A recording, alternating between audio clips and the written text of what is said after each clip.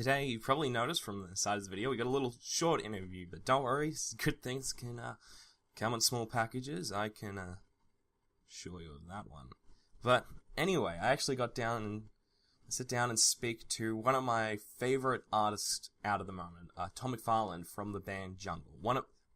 I think, my favorite band ever.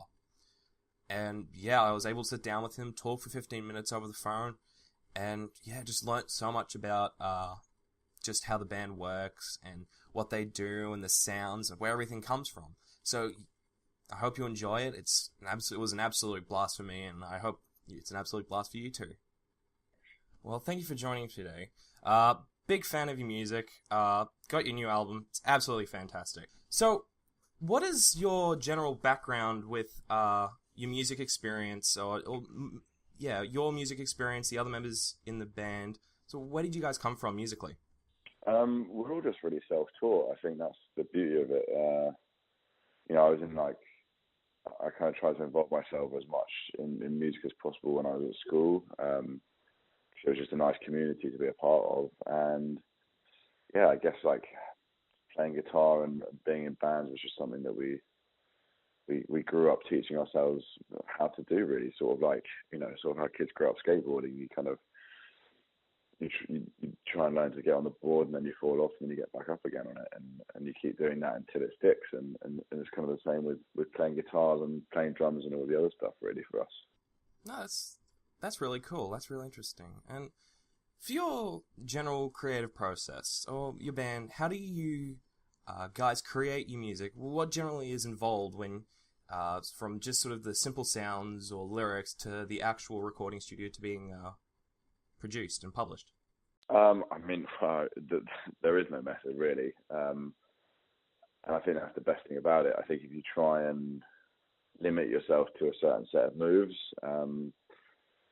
then you just find yourself boxed in. I think what we try and do is wait for the organic moment to arrive, and that can be anything. That can be a lyric, it can be a keyboard part, it can be a guitar line, it can be a melody.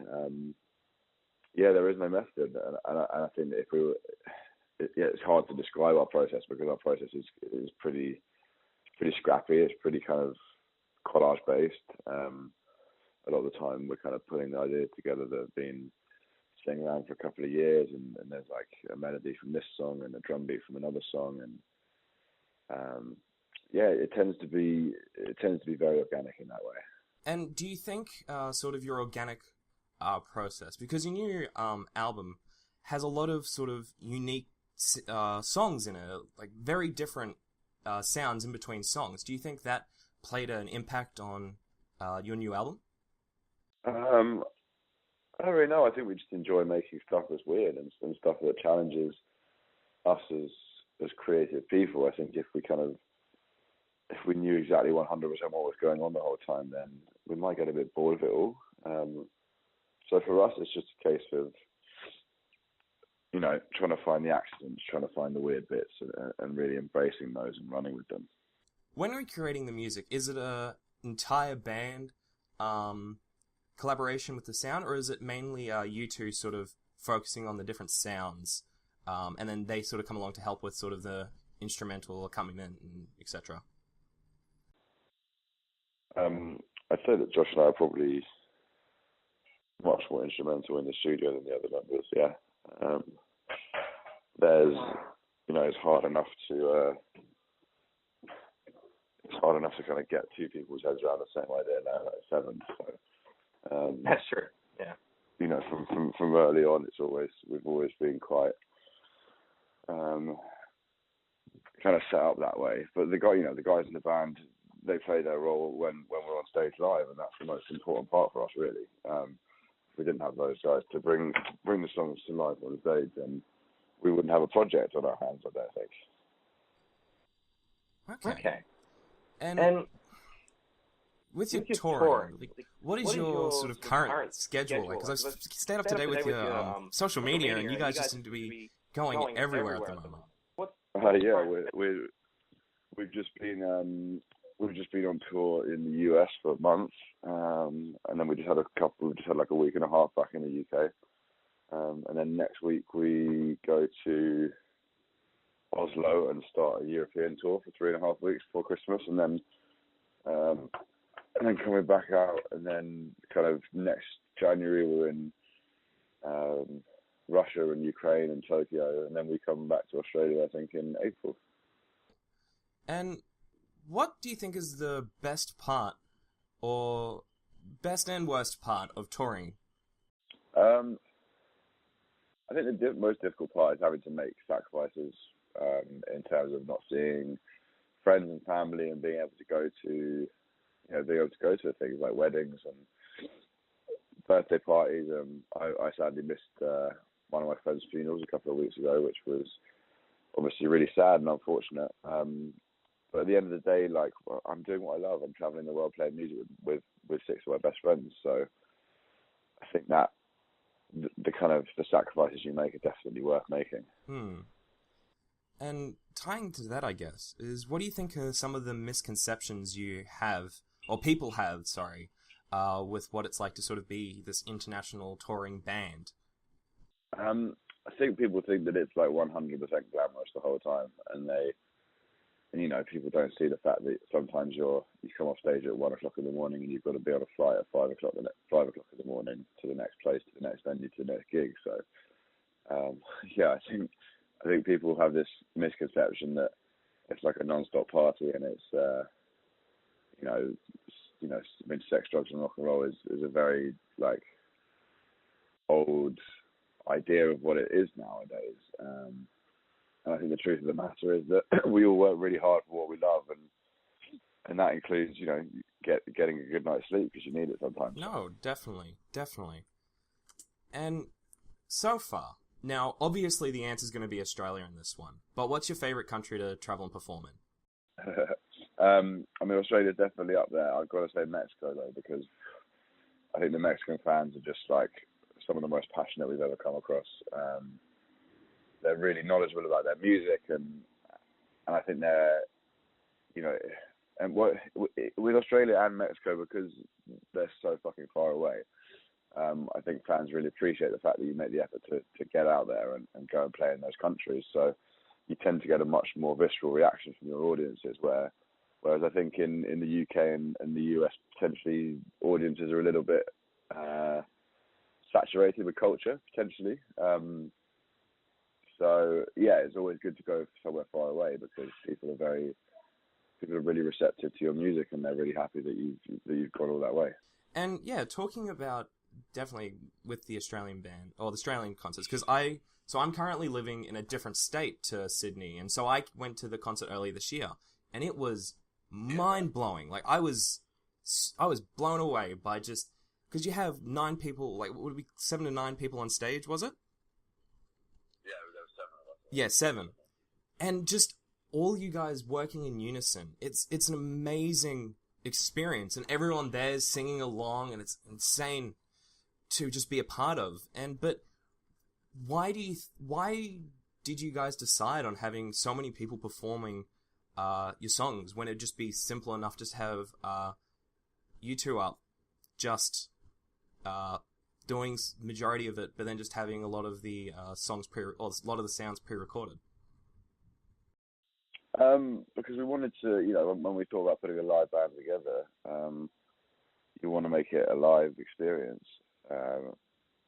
We spent so much time as kids going to gigs and really feeding off the energy that all those performers have on stage. And we've always loved the way that the dynamic of a band and the way that everyone does work together and everyone pulls in the same direction. And also it makes it interesting. It makes it different every night. If we'd just gone out and hit play on a laptop, then we'd get bored of it, and we'd get bored by now, and every night would feel the same rather than feeling different. And I think that's the beauty of it, and that's what ultimately keeps us going and keeps us interested, is because every performance is unique and every audience is different. So that's really what drives us forward. And do you think unique performance choice, which is kind of weird to say, that just have all, like, majority of the sounds played live on stage is sort of unique, but do you think that's also a possible reason to your band's success? I think it's certainly an attribute, because I think what we're doing in this day and age is actually quite unique. So which is weird to say that as a live musician, being a live musician is a unique thing. But yeah, but maybe that's it. And I think that, you know, we just managed to bring the songs to life on stage in a way that I don't think people expect, and that's the great thing. I think people really do come away from our shows going, wow, I really didn't think that was going to happen, or they were going to do it like that, or it was going to be that impactful. And that's just a massive credit to everyone that gets up on stage and works really hard for us every day. You know, that's a testament to how much we love what we're doing. We love what we do, and we love doing it with each other. No, like I said before, it's definitely, the energy is crazy with each performance you have. And what would be one of your sort of favorite songs to perform? Wow, it changes every night. Sometimes your favorite song, you play it really badly, and then sometimes your least favorite song, you play really well, and everyone reacts really well to it. So, I don't know, at the moment we're getting a lot of great reaction from playing songs like Pray and Smile. You know, the new album, the stuff on the new album's translating really well live, and everyone's really getting into it. And I think what we've noticed, which has been really beautiful, is that, you know, people are already singing along and really giving a lot of love back to us for the new tracks on the record. And that's a really positive, beautiful thing to see, because obviously, you know, it's a nerve-wracking experience releasing any album, let alone a second. And so the fact that it's begun to connect so quickly on stage with our audiences is something that's really positive for us. And yeah, like you're saying with the new album sort of having great sort of fan sort of reaction, did you feel initially coming up to the release of the album, especially since the massive success of your debut album, how were you guys feeling with releasing this sort of follow-up to, like, frankly, an amazing album? Yeah, definitely a little bit nervous, but I think the fact that this record is so autobiographical and has actually helped us deal with a lot of our own personal issues over the last couple of years. You know, the writing of this record has healed a lot of wounds for us, and so actually I think the job of the record from a personal perspective is sort of done. So I think, yeah, obviously you have these preconceptions about how it's going to be received, but ultimately, you know, this record is a record that we made for ourselves, and it's just really nice to see that that's translated and that people can actually, you know, relate to our stories and relate to our pain and our hope in the same way that we can, and you know, take that on board themselves and hopefully make it part of their own story. So yeah, it was a little bit nerve-wracking, but I think actually we're really proud of it, and we just want to share it with as many people as possible. Wow. Yeah. And another unique part, I think, of your band as a whole is your music videos. And I think one of the big reasons which I personally just sort of fell in love with your sound and just your style was your music videos, especially Julia. And how did you come up with those creative process of just so simple but so detailed at the same time? How did that come about? I guess it's just down to the dancers, really. They're such amazing performers, and we're incredibly lucky that we managed to find an amazing group of choreographers and dancers in London that we work with on a regular basis, and they really understand the aesthetic and what we want to achieve. And yeah, you're right. I think the most important thing is the simplicity of the idea.